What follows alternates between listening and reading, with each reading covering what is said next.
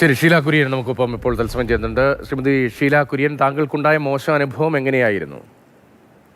ഞാൻ 2021 ഒക്ടോബർ 1 മുതൽ 2021 ഡിസംബർ വരെയുള്ള കാലയളവിൽ എൻ്റെ സുഹൃത്തായ നൌഷാദ് കമ്മുവടക്കൻ എന്ന അമ്പലപ്പുഴക്കാരനാണ്. ആൾക്ക് ഞാനൊരു 15 ലക്ഷം രൂപ കൊടുത്തിരുന്നു. പക്ഷെ അത് തിരികെ കിട്ടാത്ത സാഹചര്യത്തിൽ ഒരു 4 വർഷങ്ങൾക്ക് ശേഷം, അതായത് 2024 ഞാൻ അതിനൊരു പരാതി SP സാറിന് കൊടുത്തിരുന്നു.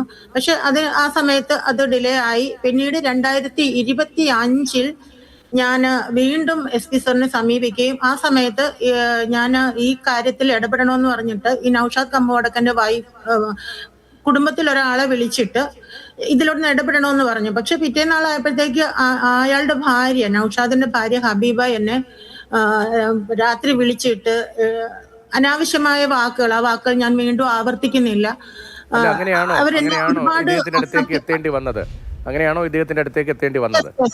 അസഭ്യം പറയുകയും പിറ്റേന്നാള് ഞാൻ, അതായത് ഫെബ്രുവരി 3, 2025 ഈ സംഭവം നടന്നത്. പക്ഷെ 2024 ഞാൻ ഈ പരാതി, 2 പരാതി ഒരുമിച്ച് SP സാറിന്റെ അടുത്ത് എത്തുകയും അദ്ദേഹം എന്നെ മധുബാബുവിന്റെ അടുത്തേക്ക് വിടുകയും ചെയ്തു. 2025 ഫെബ്രുവരി 19 വൈകുന്നേരം എന്നെ മധുബാബു ഓഫീസിലേക്ക് വിളിപ്പിച്ചു. അന്ന് പ്രതികളെന്ന് ആരോപിക്കപ്പെട്ടിരുന്ന നൌഷാദ് വന്നിട്ടുണ്ടായിരുന്നു, പക്ഷെ അദ്ദേഹത്തിന്റെ ഭാര്യ വന്നിട്ടില്ലായിരുന്നു.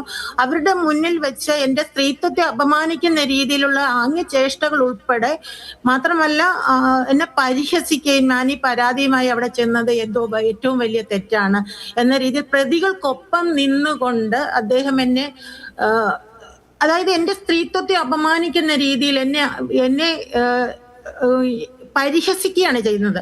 അവിടെ ഇരുന്നിട്ട് പ്രതികൾക്കൊപ്പം നിന്നുകൊണ്ട്, ഞാൻ പ്രതികൾക്കൊപ്പമാണെന്ന്.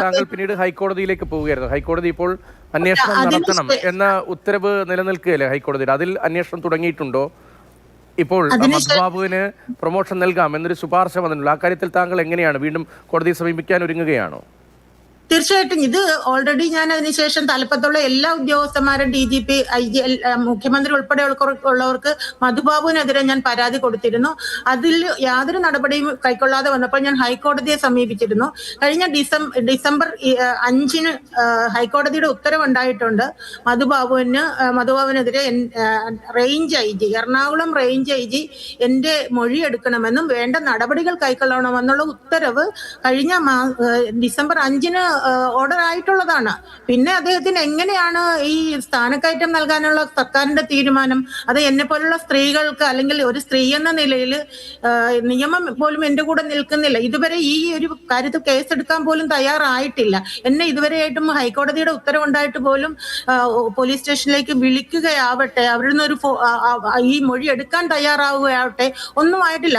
മാസം 4 കഴിഞ്ഞു, എന്നിട്ടും ഇതുവരെയായിട്ട്. അപ്പൊ അദ്ദേഹത്തിന്റെ സ്വാധീനമാണ് ഇവിടെ നിലനിൽക്കുന്നുള്ളതാണ് എനിക്ക് ബോധ്യമാവുന്ന കാര്യം. അത് വളരെ വലുതാണ് എന്ന ആരോപണം നേരത്തെ തന്നെയുണ്ട്. ഇത്രയും വലിയ ആക്ഷേപങ്ങൾ നിലനിൽക്കുന്നതിനിടയിൽ കോടതികളുടെ ഉൾപ്പെടെ ഇടപെടലുകൾ ഇതിപ്പോൾ ഹൈക്കോടതിയുടെ ഭാഗത്തുനിന്നാണ് അന്വേഷണത്തിലുള്ള നിർദ്ദേശമുണ്ട് എങ്കിൽ, നേരത്തെ കോടതിയുടെ ഭാഗത്ത് ശിക്ഷ ഉൾപ്പെടെ വിധി നിലനിൽക്കുന്നതിനിടയിൽ എങ്ങനെയാണ് SP ആയി സ്ഥാനക്കയറ്റം നൽകാനുള്ള നീക്കം ഇത്ര ശക്തമായി നടക്കുന്നത്? മാത്രമല്ല, പത്തനംതിട്ടയിലെ SFI ജില്ലാ സെക്രട്ടറി ക്രൂരമായി മർദ്ദിച്ചു എന്ന വിഷയം കൂടി നിൽക്കുന്നുണ്ട്.